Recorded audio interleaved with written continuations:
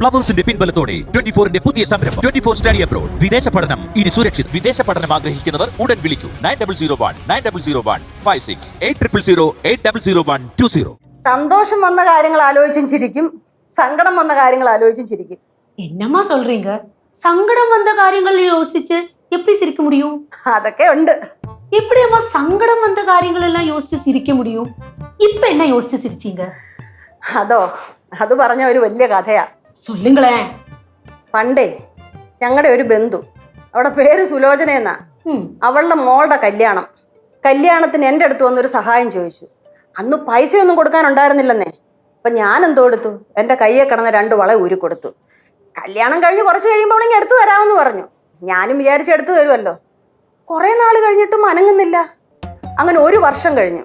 ഞാൻ കാണുമ്പോൾ ഇടയ്ക്കിടയ്ക്ക് ചോദിക്കും. അപ്പം അവൾ ഓരോ ഒഴിവുകളൊക്കെ പറഞ്ഞ് അവൾ അങ്ങ് തെന്നി മാറും. ഞാൻ കുറെ കഴിഞ്ഞ് വേറൊരു ബന്ധുവിൻ്റെ കല്യാണത്തിന് കണ്ടപ്പം എവളോട് ഈ വളയുടെ കാര്യം ഒന്ന് ചോദിച്ചു.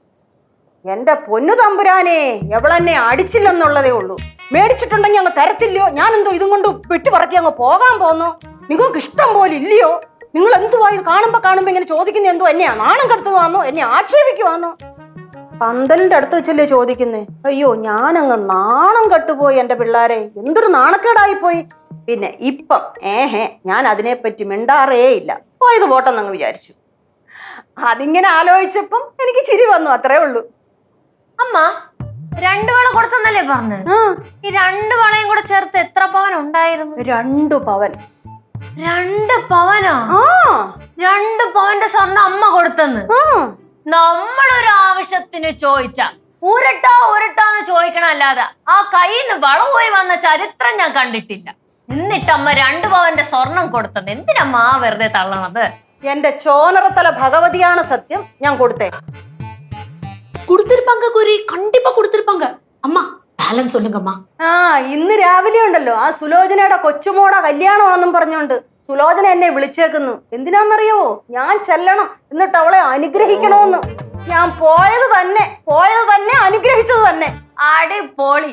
ഇനി അമ്മ ആ മണ്ഡപത്തിലോട്ട് ചെന്ന് കേറണം, സുലോചന എടുത്ത് വളയുടെ കാര്യം ചോദിക്കണം, മണ്ഡപത്തിൽ വെച്ച് 2 പേരും കൂടി അണി ഉണ്ടാക്കണം, എന്നിട്ട് ആ കല്യാണം മുടങ്ങണം. അടിപൊളിയായിരിക്കും. അമ്മായി, നിങ്ങൾ ആരും പറഞ്ഞോണ്ടിരുന്നേ?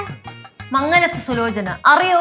കേട്ടിട്ട് മനസ്സിലായില്ല, പക്ഷെ കണ്ടാ മനസ്സിലാവുമായിരിക്കും. ആണോ? അറിയാല്ലേ? എന്നാ മക്കളൊരു കാര്യം ചെയ്യും, അമ്മൂമ്മയുടെ 2 പവന്റെ വള ഈ സുലോചനയുടെ കയ്യിലുണ്ട്, അത് വാങ്ങിച്ചോണ്ട് ഒന്ന് മക്കൾ കയ്യിലിട്ടാണ്. ഞാൻ വാങ്ങിച്ചോണ്ട് വരാം, എന്നിട്ട് അമ്മായിക്ക് തരാം. അമ്മായിയല്ലേ മരുമോള്. പറവേ വേണ്ട കേട്ടോ, അതൊക്കെ വീട്. അല്ല, രാവിലെ കിളയ്ക്കാൻ പോയ കേശുനെ കണ്ടില്ലല്ലോ. കളിக்கிறதா? ഗ്രൗണ്ടിൽ കിളയ്ക്കാൻ. അവന് കിളയ്ക്കാനല്ലേ അറിയൂ, കളിക്കാൻ അറിയത്തില്ലല്ലോ. മണി 11 ആച്ചു ഗൗരി, ഇനിയും അവനെ കാണും. ഇപ്പൊ പോയാൽ ഒരു പോക്ക. നമ്മുടെ ഇടവും മനമൊക്കെ ഇങ്ങനെ നിൽക്കും. കണ്ണ് തെറ്റി അവനെ കാണത്തില്ല. ഈ വലുതായെന്ന് പറഞ്ഞേ നമ്മൾ ശ്രദ്ധിക്കാതിരിക്കുന്നതാണ് ഈ പ്രശ്നം. അത് തന്നെ. ഈ പറയുന്ന ആള് നിക്കുന്ന നിപ്പില് ശർക്കരയും പിന്നെ കോഴിക്കോടും ഒക്കെ പോവല്ലോ. എന്റെ പൊന്നു പാറു, നീ എന്നെ ജീവിക്കാൻ സമ്മതിക്കോ?